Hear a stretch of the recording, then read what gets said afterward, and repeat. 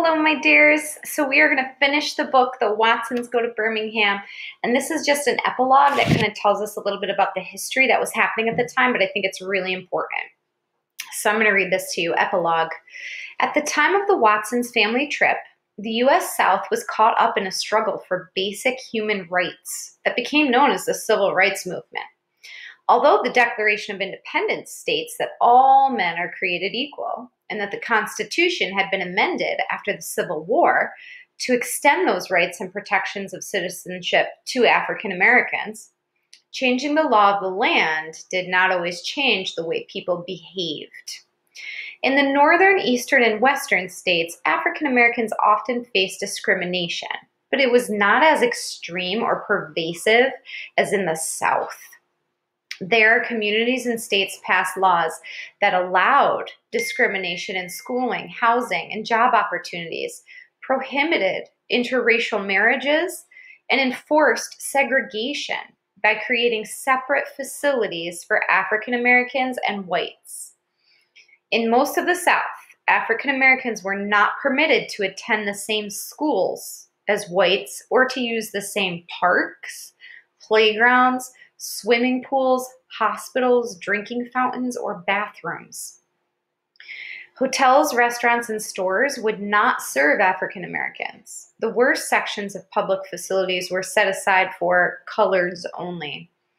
White children often attended large, well-equipped modern schools, while African American students went to one-room schoolhouses without enough books or teachers. Rigged laws and tests prevented African Americans from voting. A number of organizations and individuals were working tirelessly to end this segregation and discrimination. The National Association for the Advancement of Colored People, or NAACP, the Congress of Racial Equality, CORE, and the Southern Christian Leadership Conference, SCLC, as well as Thurgood Marshall, John Lewis, Ralph Abernathy, Medgar Evers, Fannie Lou Hamer, and Dr. Martin Luther King Jr., along with many other people whose names have been forgotten. These men and women strove to change the laws through nonviolent resistance. They adopted many of the techniques that Mohandas Gandhi had used to liberate India from British rule. Sit-ins and boycotts of stores and public transportation applied some economic pressure.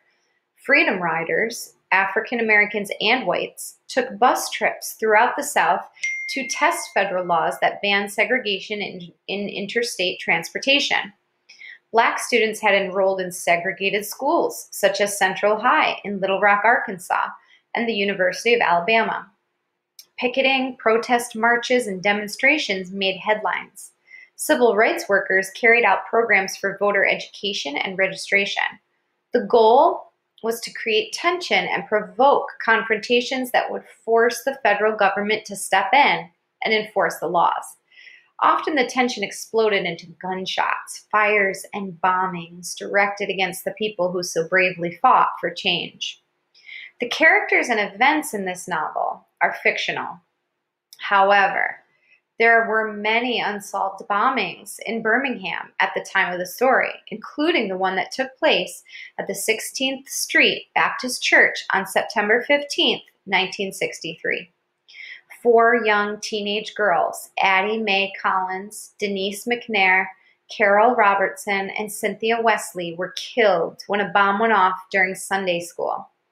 Addie Mae Collins' sister Sarah had to have an eye removed, and another girl was blinded. In the unrest that followed during the bombing, 2 other African American children died.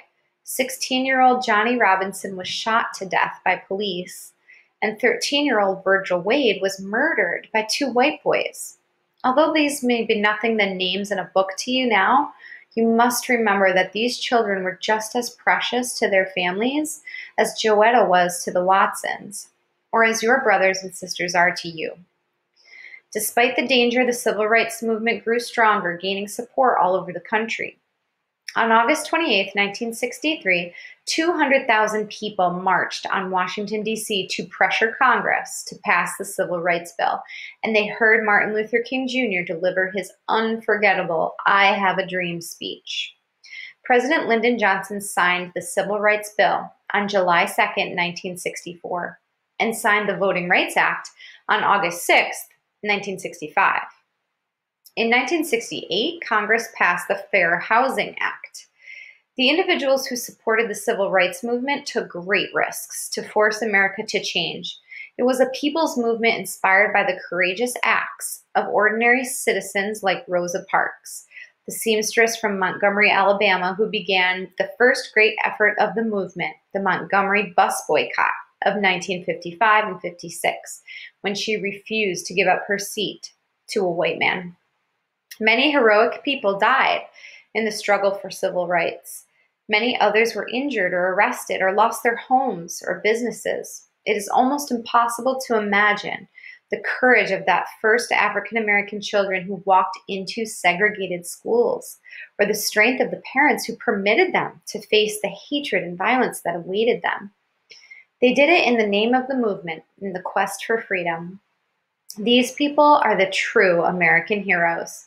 They are the boys and girls, the women and men who have seen that things are wrong and have not been afraid to ask, why can't we change this? They are the people who believe that as long as one person is being treated unfairly, we all are. These are our heroes, and they still walk among us today. One of them may be sitting next to you as you read this, or standing in the next room making you dinner, or waiting for you to come outside and play. One of them may be you. And down below here, we have some pictures. These are the people who played the characters in the movie, I believe. So we can kind of picture the family. You can see like Byron and Kenny and Joetta, Mama. These are some more shots from the movie. Oh, that's when his face got stuck on the car. Oh my gosh, Byron's tongue meets the brown bomber. This is when Kenny read the poem to Byron's class, so he had to be in front of the class.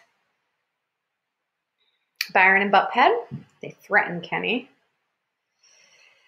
Kenny, Joetta, and Byron in the brown bomber. So there they are sitting in the back seat. Willona and Daniel in the brown bomber. Kenny with Mr. Roberts' dog. The family goes to church with Grandma Sands. Joetta singing in the children's choir at the 16th Street Baptist Church. Byron and Kenny.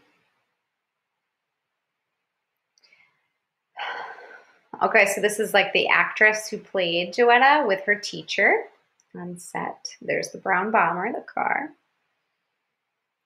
Shooting a kitchen scene. So this is what it looked like with the camera in there when they were shooting that scene. Kenny and Byron's bedroom with the bunk beds. Their record collection.